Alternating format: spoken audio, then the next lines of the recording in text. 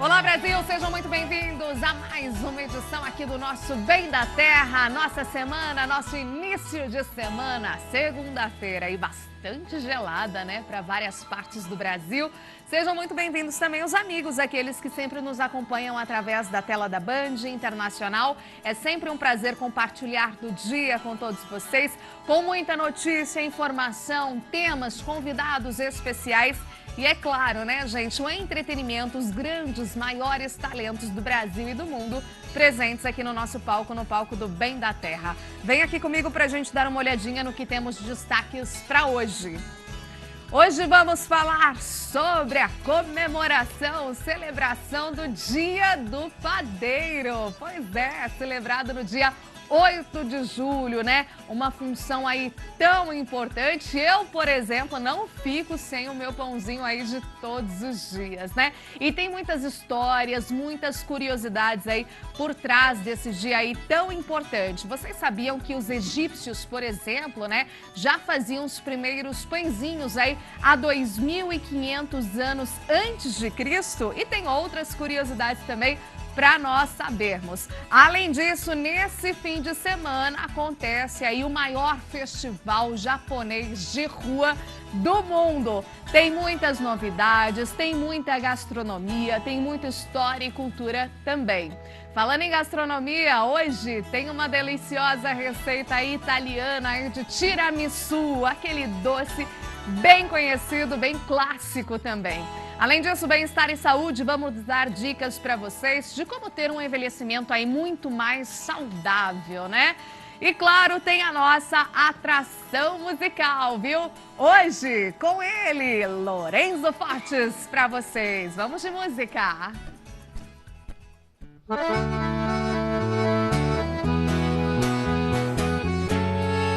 Bom dia, Bem da Terra! Renata, um beijo! Vamos embora assim! Ajuda eu aqui, me dê uma tonteira, traz uma cadeira que eu vou cair. Cancela a cerveja, traz água com açúcar aí. Já me senti assim. Eu tenho uma doença que tem 1,60 m e acabou de entrar ali naquela porta. Fecha a conta, tá aumentando os sintomas, diz, e o peito tá doendo. Tomara que seja infarto, se por amor eu tô ferrado, aí vai ser pior o estrago. E o peito tá doendo, tomara que seja infarto, se por amor eu tô ferrado, aí vai ser pior o estrago.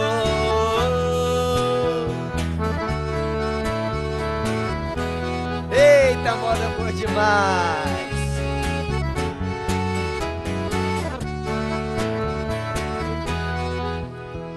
Eu tenho uma doença que tem 1,60 m e acabou de entrar ali naquela porta. Fecha a conta, tá aumentando os sintomas. E o que?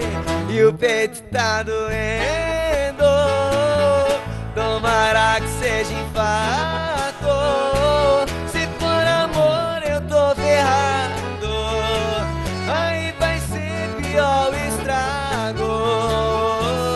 E o peito tá doendo, tomara que seja infarto, se for amor eu tô ferrado, aí vai ser pior o estrago.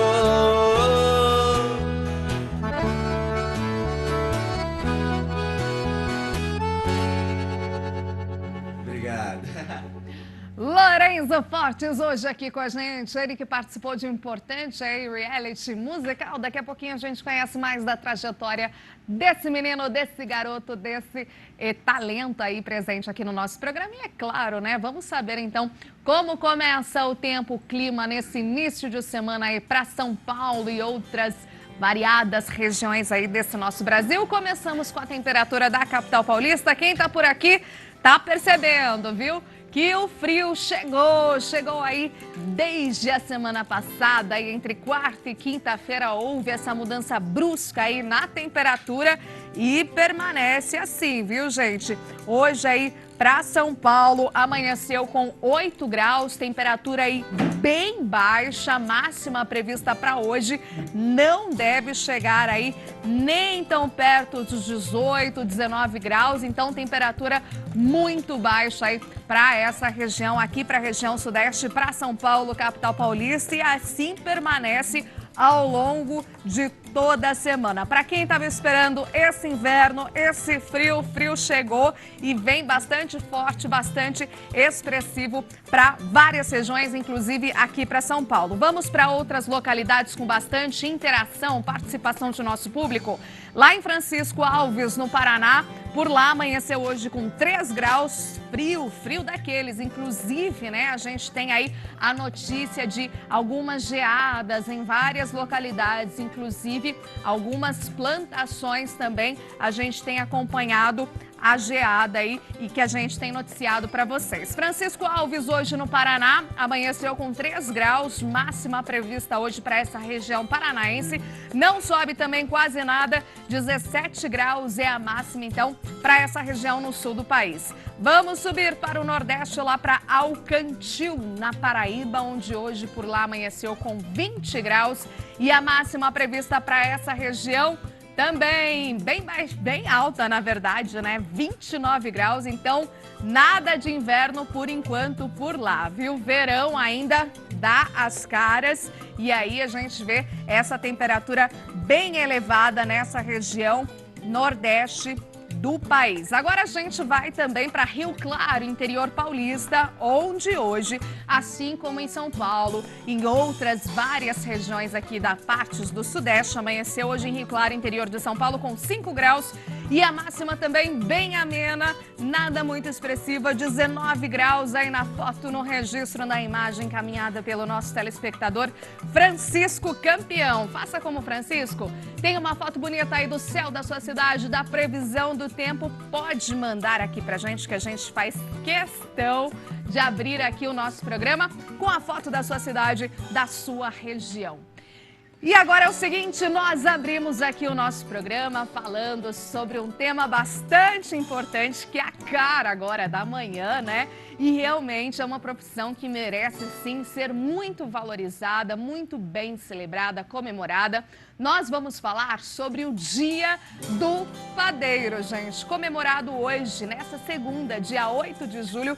Vamos fazer aqui um passeio pela nossa mesa central para a gente ver essas delícias, né? Esses pãezinhos, né?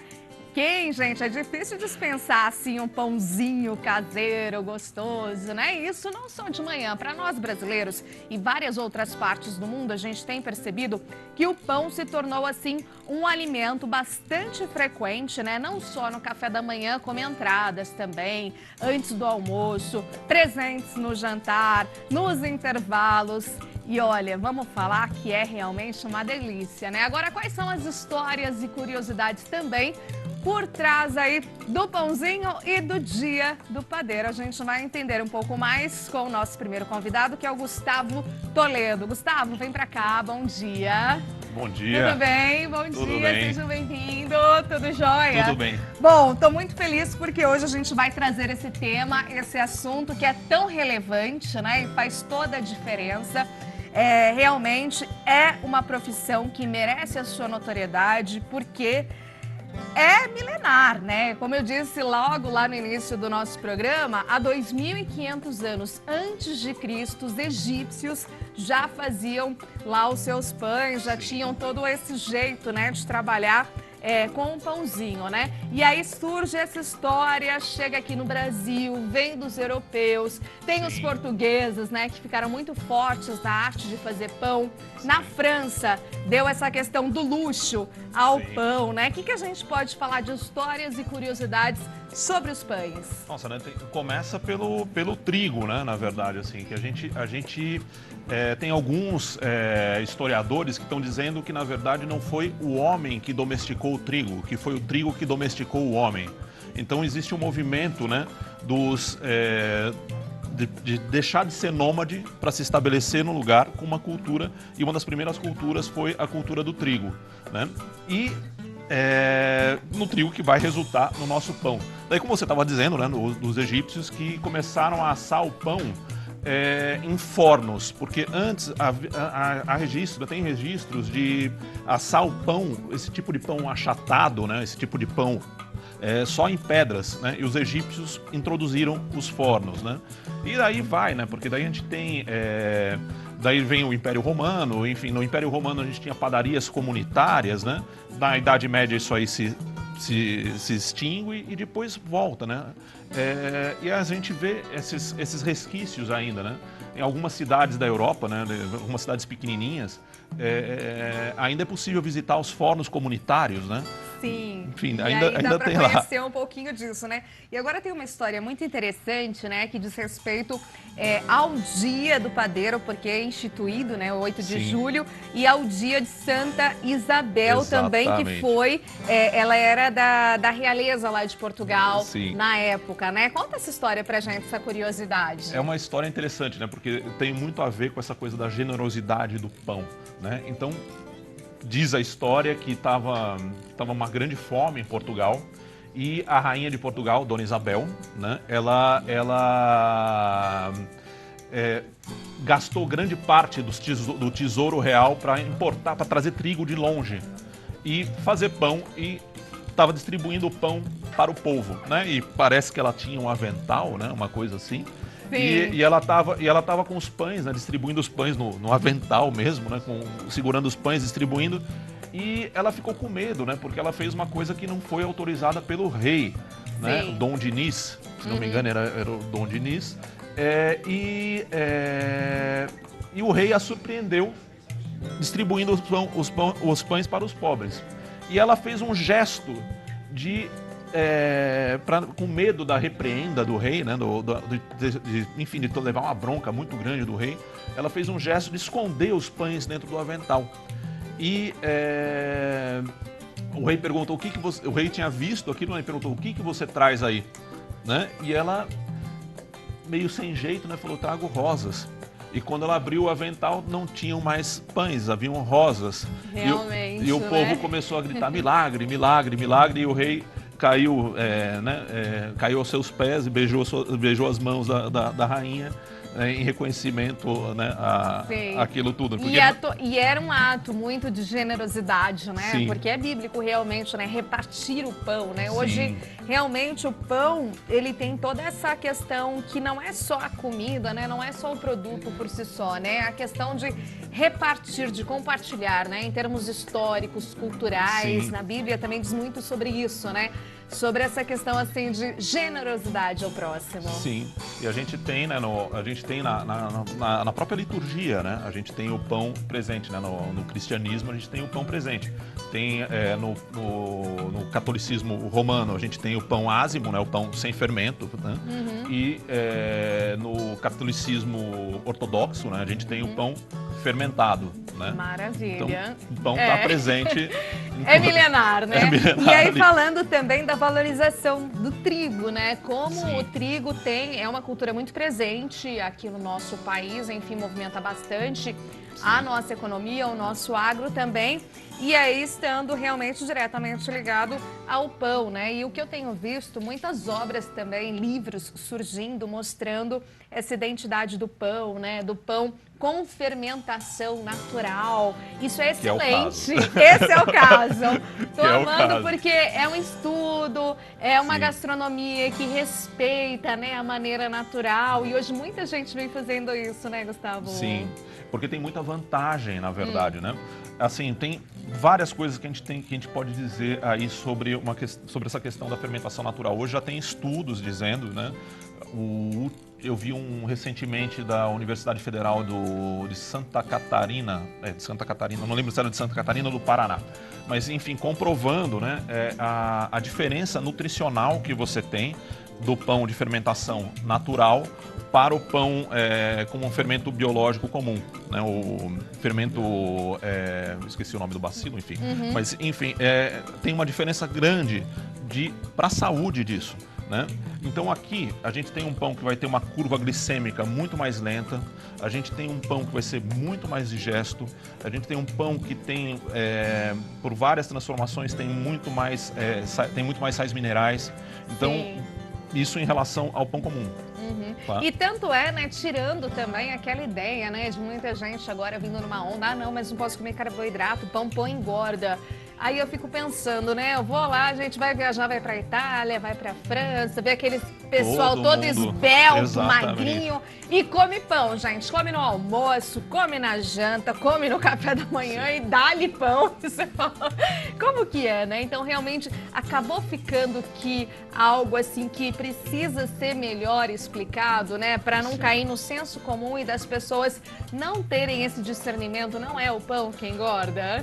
Eu tenho uma experiência meio prática disso, né? Porque eu nunca tive problema com glúten. Né? Assim, nunca foi minha questão. Assim, eu sempre comi pão. Se me perguntarem, eu tenho que dizer, gente, eu faço esse pão, eu adoro esse meu pão, mas eu também gosto de um pãozinho francês, entendeu? Assim, eu gosto, não é...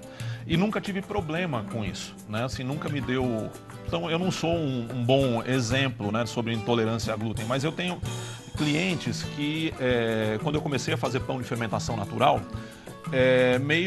eu comecei muito por uma questão de gosto, de paladar mesmo, né? E eu tinha morado um tempo na Europa, voltei para cá e não achava um pão que eu gostasse, né? E comecei a tentar fazer em casa mesmo, tentar fazer as coisas, né? E lembrei assim, nossa, que foi uma coisa desmistificadora, foi que minha bisavó, eu lembrei que minha bisavó falava que fazia, né? Ela fez já tinha feito pra gente algumas vezes, mas como ela já era muito velhinha, né? Quando eu era pequena, ela já era muito velhinha, e ela não fazia mais, mas ela falava que fazia com garapa de cana. E imagina, ela era do interior, ela era de Itapira, no interior de São Paulo, e eu fiquei pensando assim, caramba, mas eu não achava literatura na época, né? Não tinha nada, sobre isso, não né? tinha nada em português sobre isso. Eu fui achar em francês, fui achar em outras coisas, mas em português eu não achava. E daí eu fiquei pensando, caramba, mas todo mundo só falava umas coisas super sofisticadas, né? Umas coisas assim, e eu falava, caramba, mas... Aí o que me ajudou muito foi lembrar da minha bisa, que eu falei, mas ela fazia pão de fermentação natural em Itapira, sem controle de temperatura, na condição mais, com a farinha a pior que você possa imaginar. E ficava uma delícia. E fazia, né? Assim, não ficava essa coisa, esse supra-sumo, mas assim, fazia. Daí eu falei, caramba, então eu vou me meter a fazer.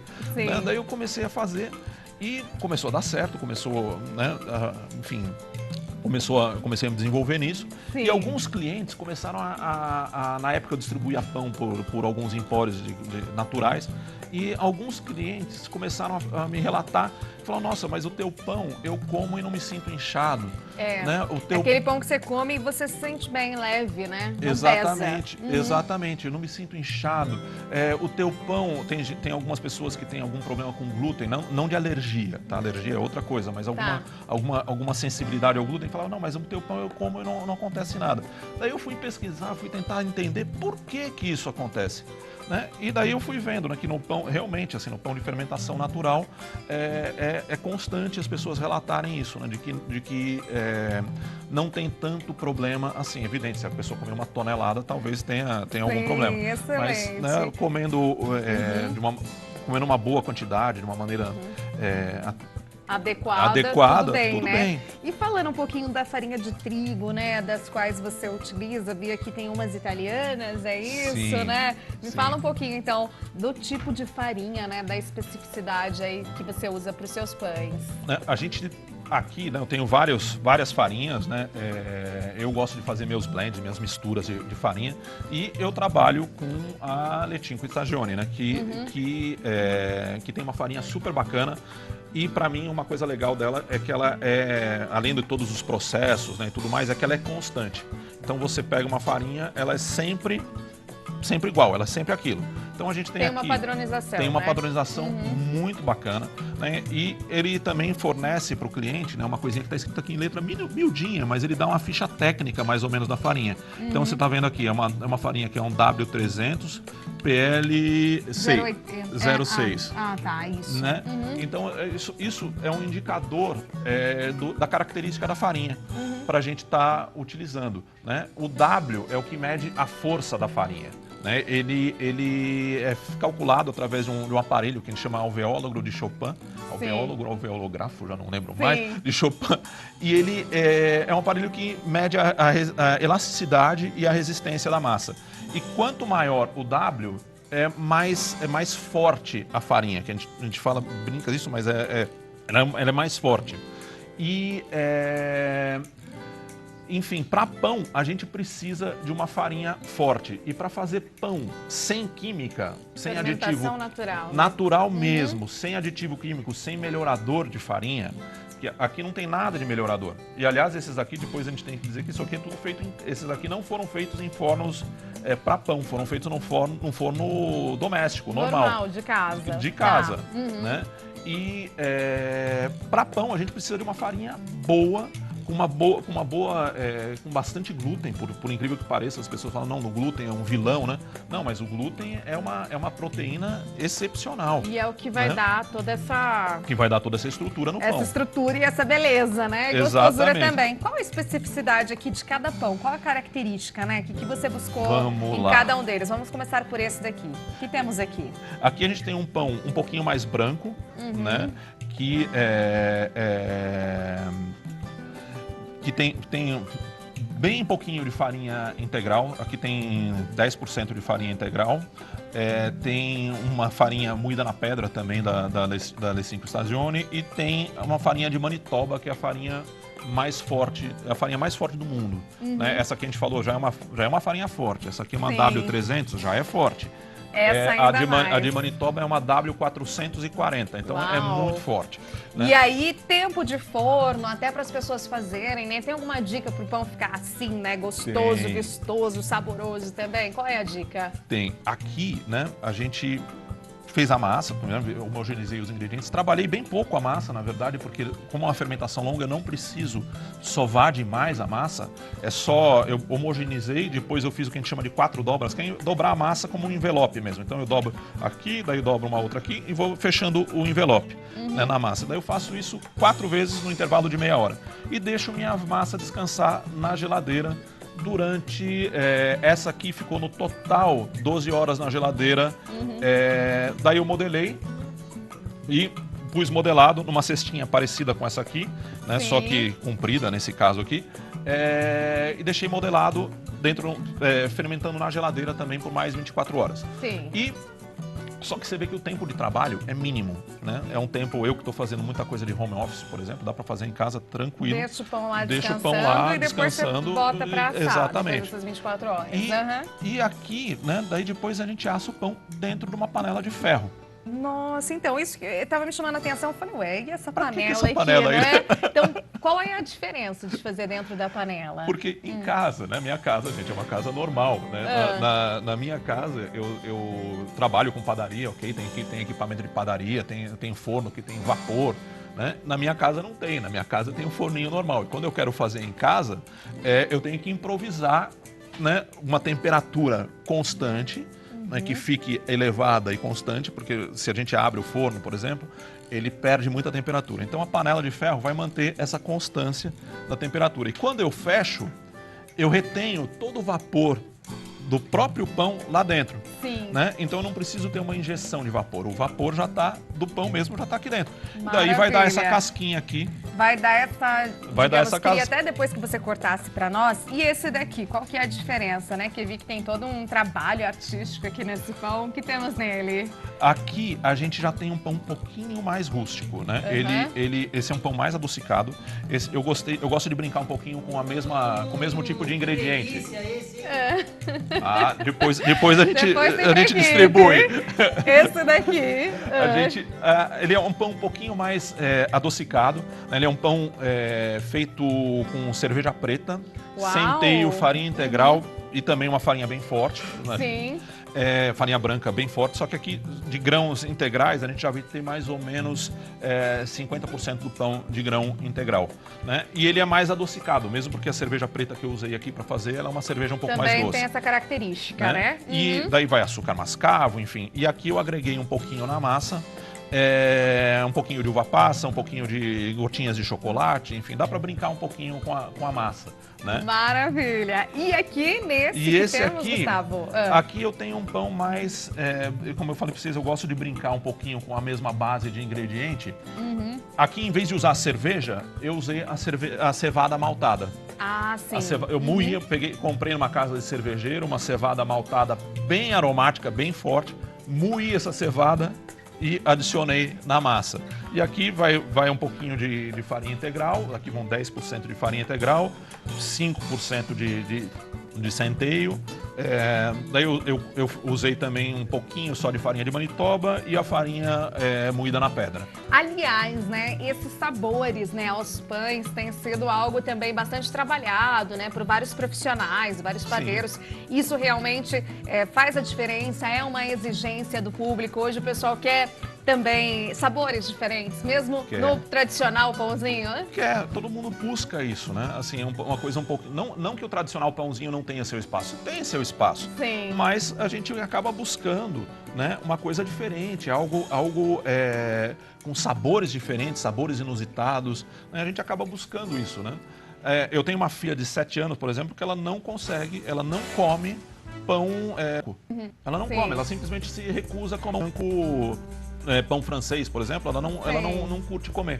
Ou pão, imagina... É um paladar, de repente, né? Diferente, ela gosta de outros e tudo bem, né? Exato. Imagina, uma vez num acampamento, né? Eu fui com ela acampar, a gente imagina, olha, tem que confessar meus pecados, né? Levei um sanduichinho com pão puma, aquelas coisas assim, sabe? Só pra andar no meio do mato mesmo, né? Ela comeu aquilo e falou, papai... Posso te confessar? Não rola, não tô gostando. Não rola, né? Então, assim... Sim, cada um tem um gosto, né? Tão particular. Cada um tem um gosto, né? E aí, realmente... Desde pequeno, assim, se a gente começa a habituar as crianças com produto de qualidade, com algo de qualidade, a gente vê que é difícil voltar, né? Então, a gente só tem a ganhar, na verdade. E pra gente fechar aqui, o que podemos, né, falar, muito que se celebrar nesse dia tão especial, né? O dia aí dos pães, dia dos padeiros, enfim, é um momento especial. É um momento super especial. Então, assim, na verdade, né, é mais ou menos o que eu queria fazer aqui com vocês depois, porque esse dia, né, seguindo o exemplo da Dona Isabel, a gente por Santa Isabel, né, a gente podia dividir o pão, né? Os pães. A gente vai fazer isso. No intervalo, vou mostrar os bastidores para vocês lá no meu Instagram. Obrigada, viu, Gustavo? Seja sempre muito bem-vindo. Obrigado você. Deixa o seu contato para quem está em casa e, claro, parabéns aí para todo mundo, né, que mexe, que trabalha com os pães, seja você, então, dono de padaria, os padeiros mesmo de fato, aos produtores, né, rurais, aos produtores de trigo, parabéns aí a todos os envolvidos nessa cadeia tão importante, tão fundamental e que nós amamos, né, apreciar o nosso bom, delicioso e tradicional pãozinho de cada dia. Deixa o contato, Gustavo. Meu contato é gtoledo@gmail.com ou então meu site, né, é o site semsegredo.com, tá? Semsegredo.com, não tem BR.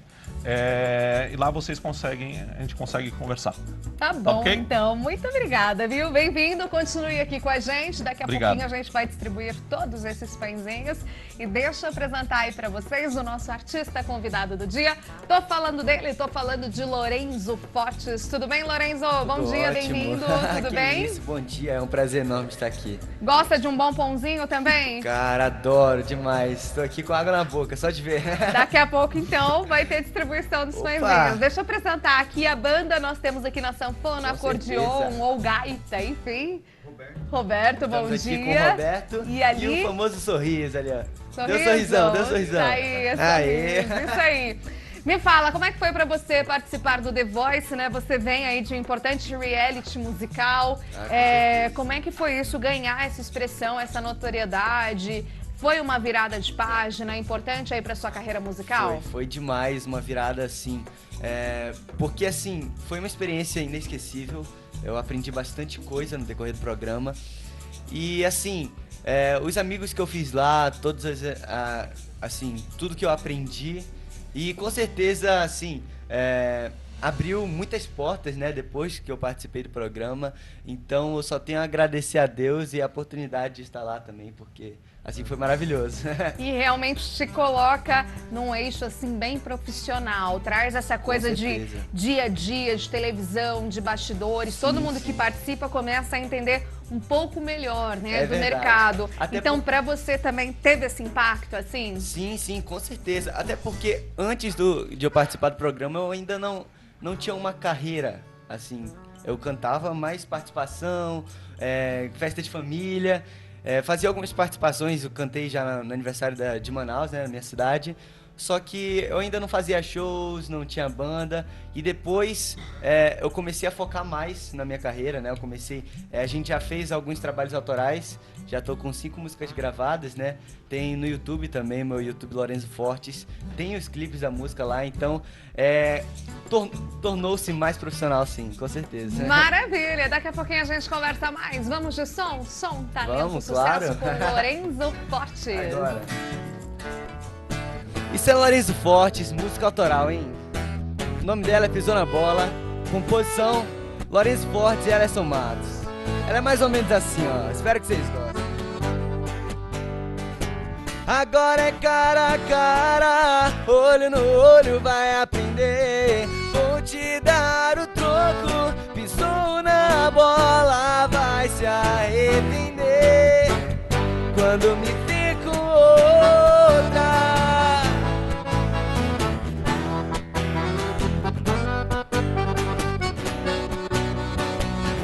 Isso, hein? Tá bonito demais. Pra você aprender a me dar valor, só pra sentir um pouco de solidão. E não adianta chorar, pedir por favor que eu não volto pra você. Vai aprender de uma vez essa lição, que não faz bem machucar o coração. Quando está louco de amor, agora é cara a cara, olho no olho vai aprender. Vou te dar o troco, pisou na bola, vai se arrepender. Agora é cara a cara, olho no olho vai aprender. Vou te dar o troco, pisou na bola, vai se arrepender. Quando me ver com outra, quando me ver